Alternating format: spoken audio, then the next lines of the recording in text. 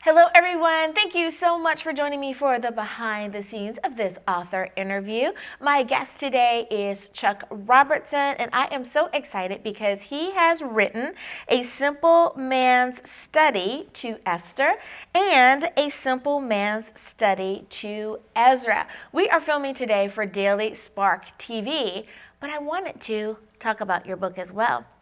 Hope you don't mind. Not at all. Alrighty. So what made you decide that you wanted to become an author? Circumstance? Okay. I never set out to be an author. I set out to study the book of Esther for myself because I was curious. Ended up teaching a small group at church, and someone at work asked, well, I can't come, but could you write something out for me?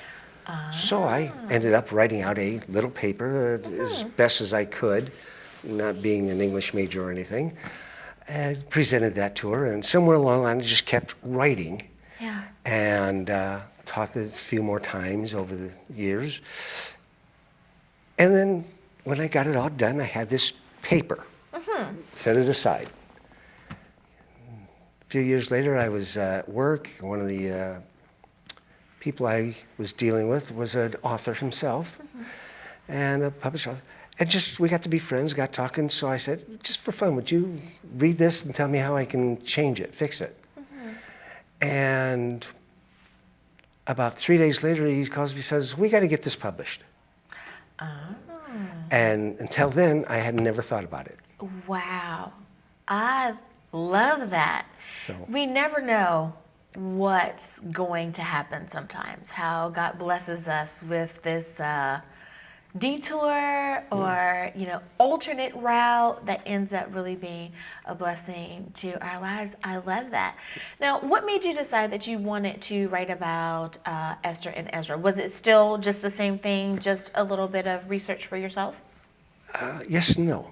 By the time I started working on Ezra, God had already told me, he says, okay, we're going to make a little series out of this. The series, A Simple Man's Study of. And Esther was the first book.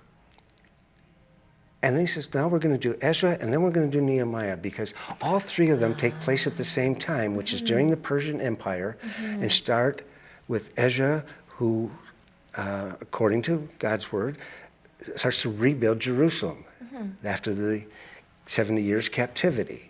And so he said, okay, this, and now we're going to do this. And I found out, I was studying for Ezra, that Esther actually takes place about halfway through and relates to what was going on at the time in Jerusalem with Ezra and the people that had come back.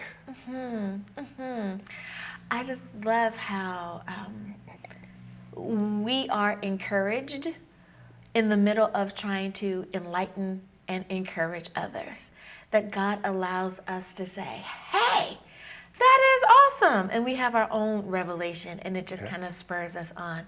I absolutely love it. Well, I know it's almost time for us to get to filming.